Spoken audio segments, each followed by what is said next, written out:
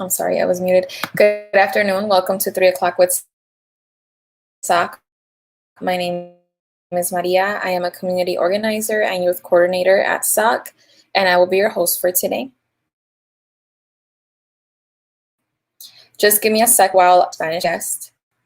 Muy buenas tardes y bienvenidos a 3 en punto con SOC. Mi nombre es María, soy una organizadora de la comunidad. Hoy nuestro programa es en inglés, pero ofrecemos traducciones al español. Para escuchar la traducción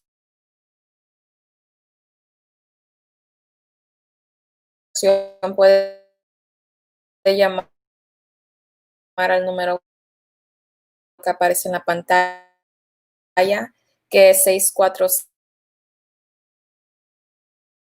646-749-3122 y la contraseña es 779-321. Okay, so recorded episode 2 page, so feel free to check that out.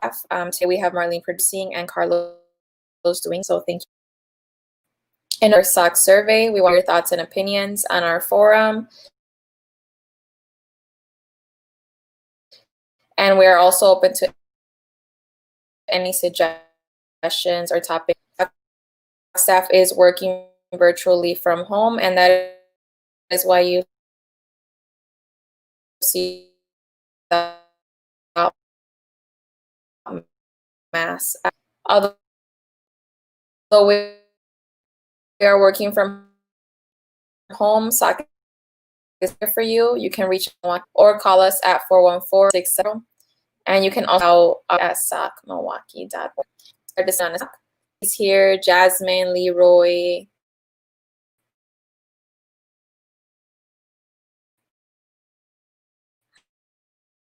Hi. Thank you for commenting.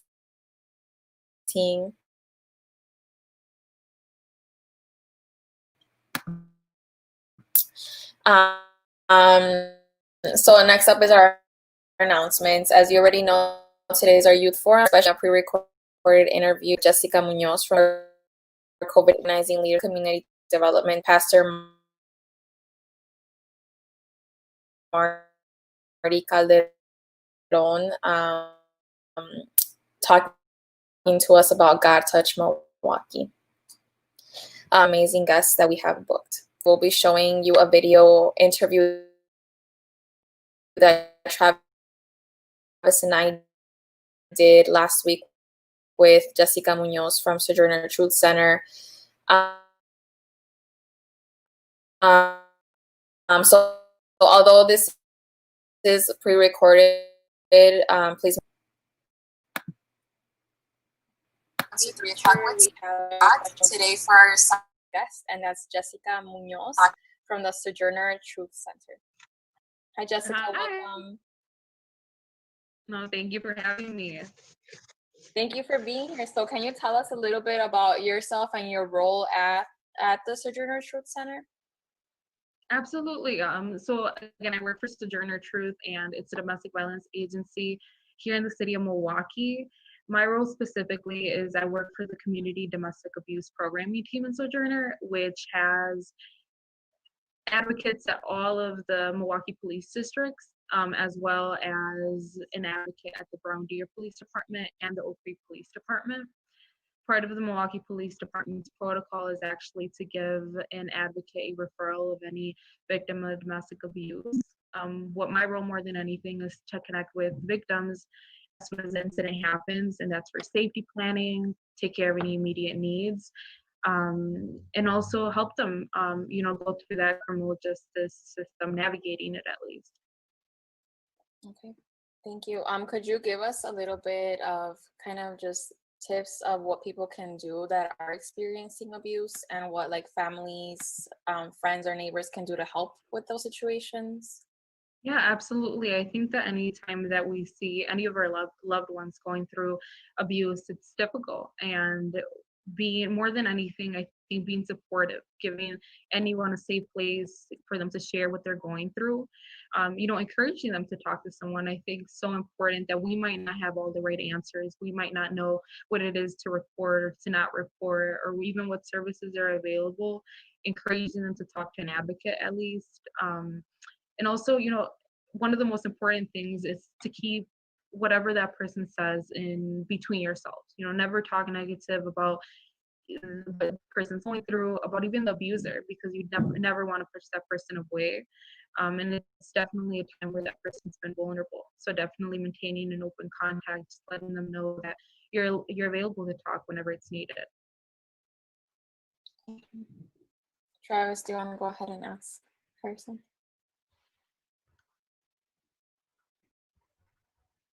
I think he's muted. But yeah, so then when it comes to being in a situation, let's say you're kind of third-hand experiencing a situation with someone, how would you distress a situation like that? I think listening. I think that's one of the most important, that whenever someone's talking to you about it, most of the time they're not looking for opinions. Most of the time they're just looking for someone to talk to listen. And definitely never pressuring them to leave the relationship. It takes victims many times to leave the relationship. So definitely just knowing that they can talk to somebody. Many times if they're talking to you, it might not be because they're ready to leave the relationship. And it's also important to not assume that that relationship would be ending. Right. Can you tell me a little bit about how you got into this role with Sojourner? Yeah, absolutely. Well, before this, I used to work for the Latino Research Center through UMOS, and they also offer domestic violence services. And I started off working through their immigration program, and from there, I just started seeing the value in the work. I think that, especially working here on the South Side with, so many Spanish speakers, there's definitely a need, someone who's able to talk your same language either, to navigate. I think the system is so important, especially when, you're working with immigrant families who might believe that the same laws are the same in the United States, how they are in other countries. I think I saw the value in being able to support someone who they could relate to. Right. Well, thank you for your work that you do in our community. And then you did mention that you can relate on a different level as well because of, speaking Spanish, speaking a different language. So which brings me to my next question is how can people get in contact with you and the Truth Center, but also what services do you provide in different languages?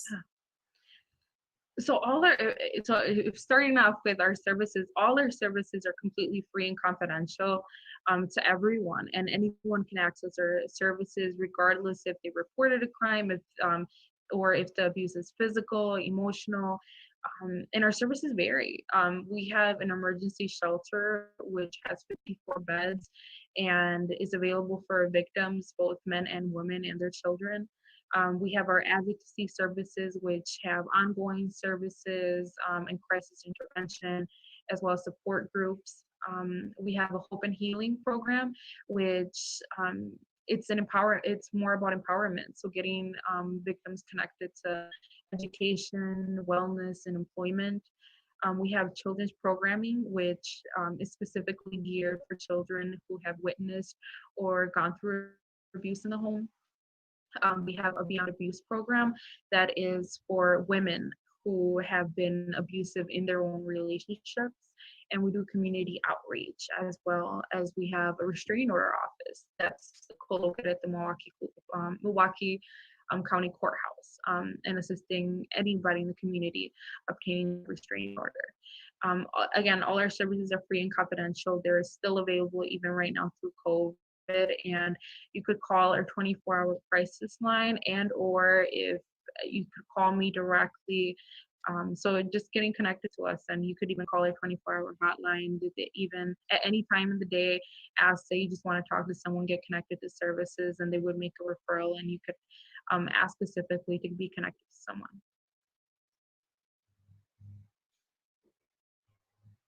Sorry, I just realized I was muted. Do you have that information on your website, or how can we get that? We do, yes. Our website is sojournerfamilypeacecenter.org, and you could see all our information there. Our 24-hour line is 414-933-2722, and 24 hours, 7 days a week, 365 days a week, trained advocates at all times.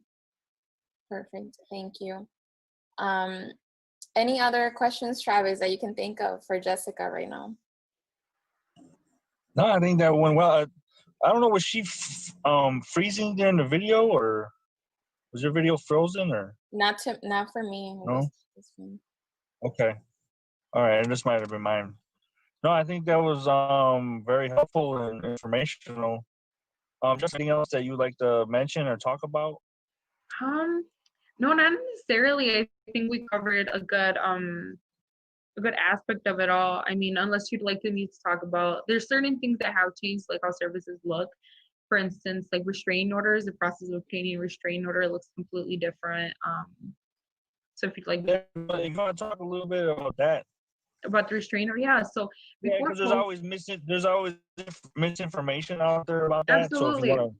Yeah, there's so much misinformation out there, and like there's even misconceptions that people aren't getting arrested, and why call the police if someone's not getting arrested, which domestic violence is a mandatory arrest, so they're getting arrested for domestic violence. Restraining orders, before COVID, you would have to file for that restraining order in person. There was no other way to obtain a restraining order, but right now, the Milwaukee, our office at the courthouse is only working through phone. So you'd be able to obtain a restraining order over the phone. You would have to call the restraining order office, place yourself by calling, leaving a message with your name and number. You would place yourself on the list.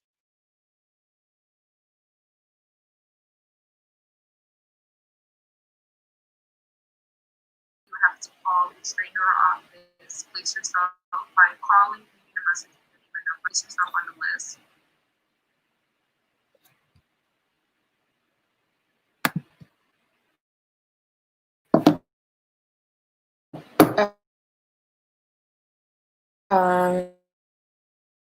I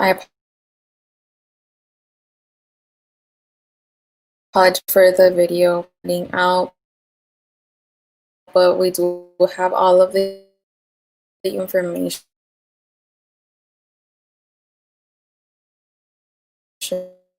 and most of the information that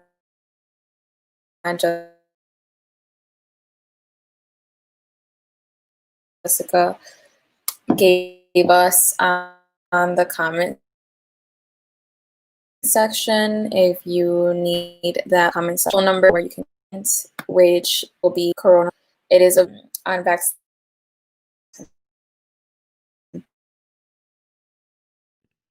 Hello, welcome to 3 o'clock with SOC. This is Marlene Zaran with you, the COVID-19 Public Health Coordinator here at SOC and the Forum Coordinator here at SOC. I just wanted to quickly say that Milwaukee numbers right now are surging. We are at an all-time high for our COVID-19 numbers. And I am now going to play you a video that was just released talking about the COVID-19 vaccine that was just found to be 90% effective. I just wanted to play this video to give you reassurance and to let you know that even though this vaccine has come out, a lot of other vaccines are coming out. And we will see in the coming months which one is going to be the best to choose from. A vaccine has been shown to be more than 90% effective in preventing COVID-19. That's good news, right? But it sadly doesn't mean we can get the vaccine tomorrow. This is a preliminary analysis from a phase 3 trial, and more evidence is needed about how safe and effective this vaccine is, and then regulators need to be convinced that it can meet quality standards before it can be given to more people. But before we get too carried away, we really have to be careful about safety and scale around the vaccine. So whilst we can go with confidence, I don't think we're seeing any return to normal by Christmas. But the companies behind the vaccine, that's Pfizer and BioNTech, they're going to apply for emergency approval to use the vaccine by the end of November. We'll do our best. We've been working day and night. The clock never stops in our labs or offices, so we'll keep on with that momentum. This vaccine will need to be given in 2 doses, around 3 weeks apart. But storing it is going to be a big challenge. It needs to be kept in ultra cold conditions at around -80 degrees Celsius. That's a big challenge. But the companies believe they can supply 50 million doses by the end of this year and around 1.3 billion by the end of 2021. It's important to say this is not the only COVID-19 vaccine currently in development. There are around a dozen at the same stage of testing, and we could have others soon. There's a kind of tendency that when we get excited about these vaccines, is to think about vaccines as a sort of silver bullet. And this cannot replace just the time and tested methods of track and trace, monitoring the outbreak, changing our behavior. So extremely exciting, very hopeful, but let's not take our eye off the ball of the very basics of how we respond to health crises. All right. That is the COVID-19 update I have for you guys for today. I have much more for tomorrow and the rest of the week. I hope you guys have a great rest of your day. Thank you.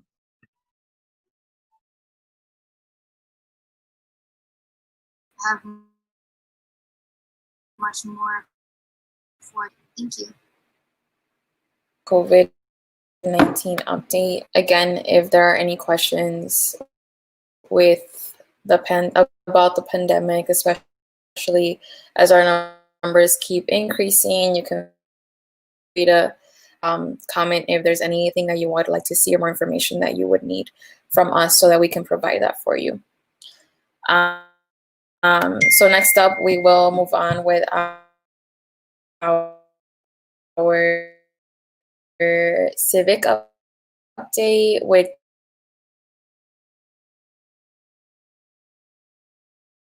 information on the Most people have heard of the Electoral College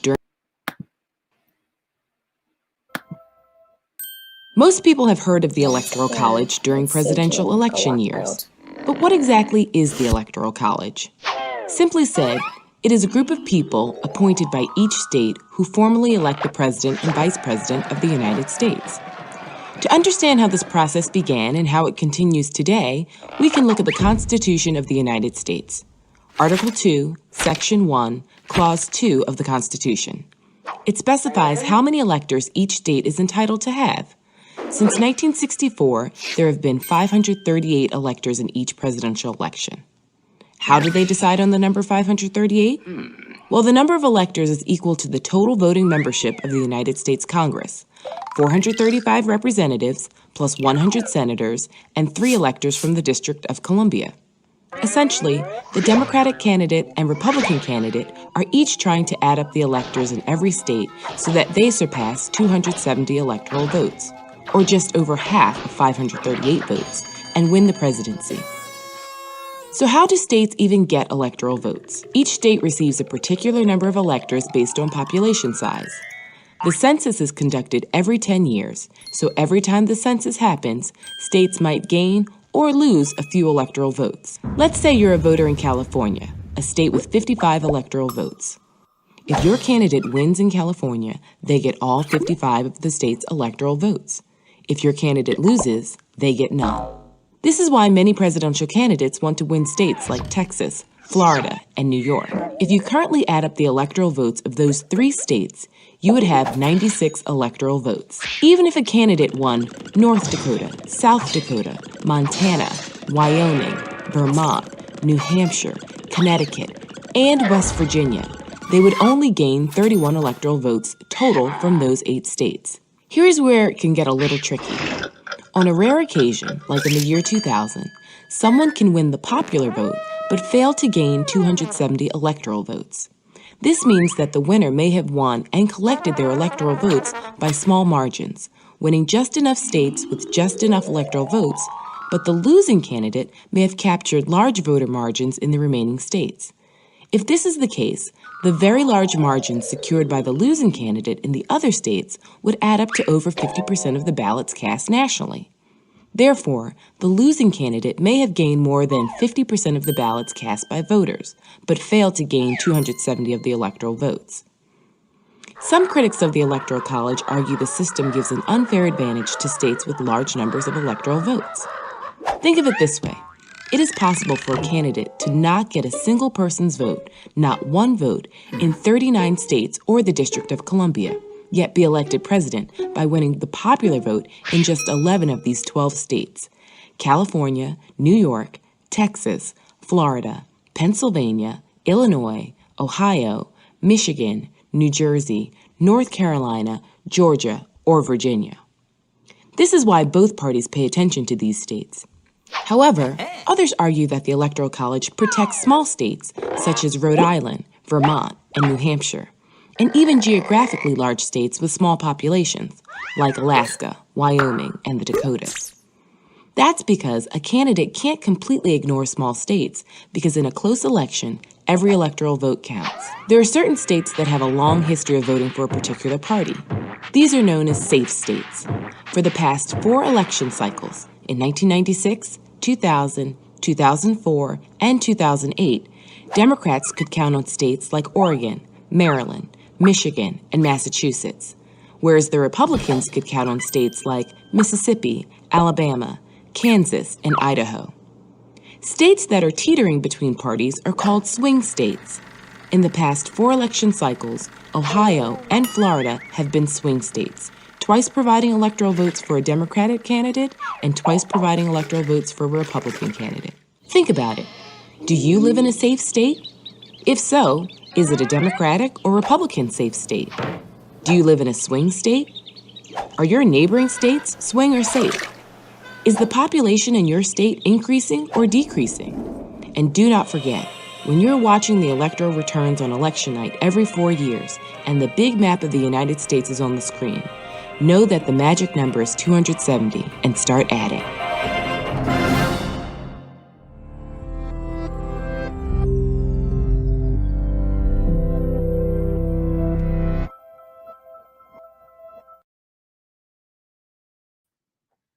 All right.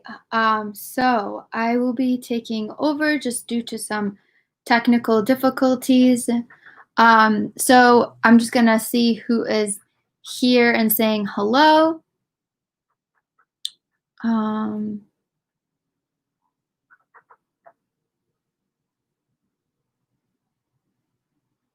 Lucas. Hello, Lucas. Hi, Jennifer.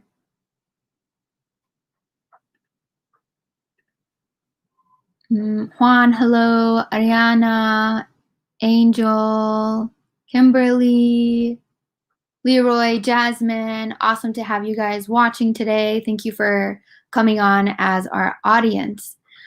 So next up, we have our SOC feature, and we have Travis with a safety update for us.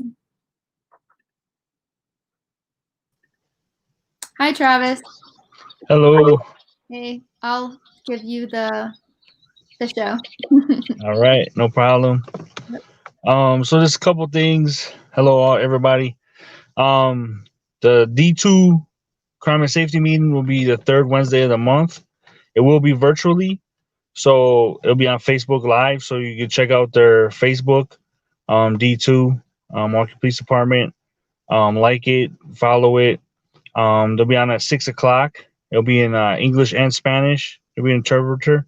So it's basically going to be kind of like how this is, the SOC forum. So they're going to be doing that for the next couple of crime and safety meetings. So it's the 3rd Wednesday of the month, and it's going to be at 6 o'clock. So check it out. Some of the things that they're talking about now is it being winter, even though it's been nice this week. People are going to start leaving their keys in the car. So it's important that you don't let your car warm up with the keys in it, because people are stealing them.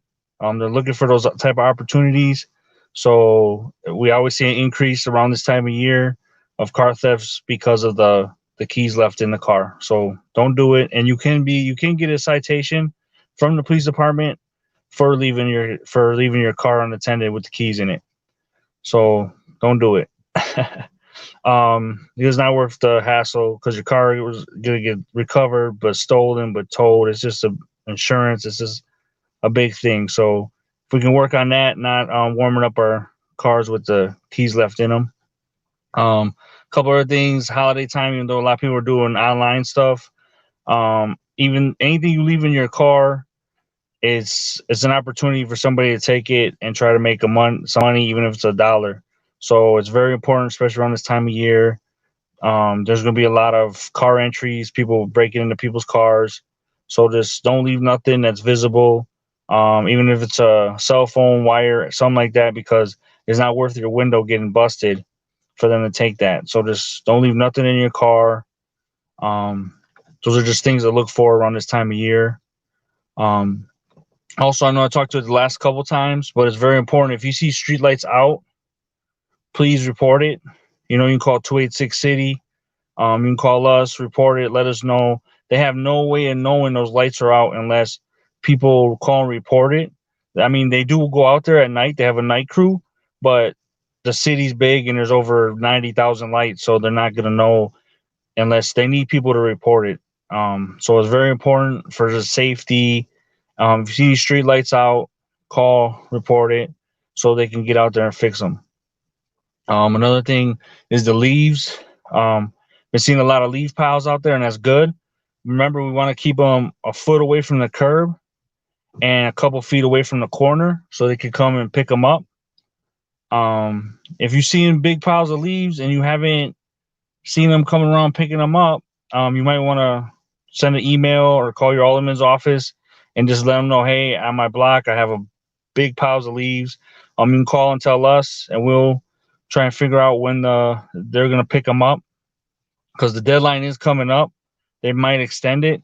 So it's just very important that we stay on top of that also. As always, just, be safe. And I believe that's it for now. If there's any questions or there's any other things, just you can call our office or email us. Let us know. All right. Thank you so much, Travis. Yep. Thank you. All right. So now we have our SOC survey promo. Has this live forum been informative and useful to you? What part of the forum could be improved or changed to make it better? Please take a quick survey that's located in the comments section so that we can keep 3 o'clock with SOC going for residents. Thank you for tuning in.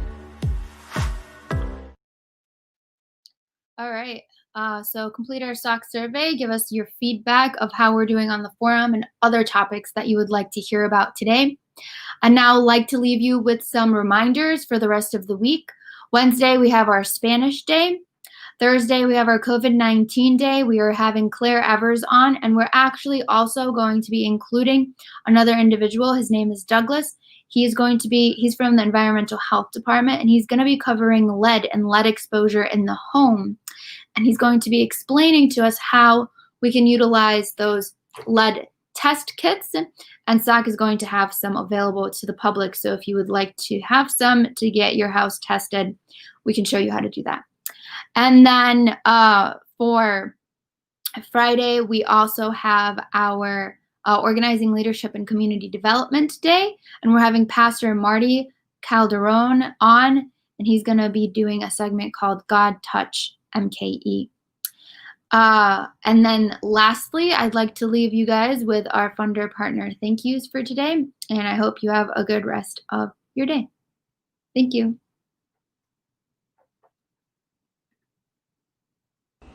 Hello, viewers. I am Esperanza Gutierrez, a longtime resident of the near South Side. We would like to thank everyone for supporting our 3 o'clock with SOC live show and for completing our SOC survey. In addition to thanking our residents for tuning in and sharing our show, we would also like to thank the following sponsors: Wisconsin Voices, Community Development Block Grant, Neo Philanthropy State Infrastructural Fund, the Movement Voter Project, the Catholic Campaign for Human Development, the Silber Foundation, City of Milwaukee Office of Violence Prevention, the Thai Foundation, the City of Milwaukee Promise Zone, and all the faithful individuals who support SOC through their personal donations. Thank you. Gracias.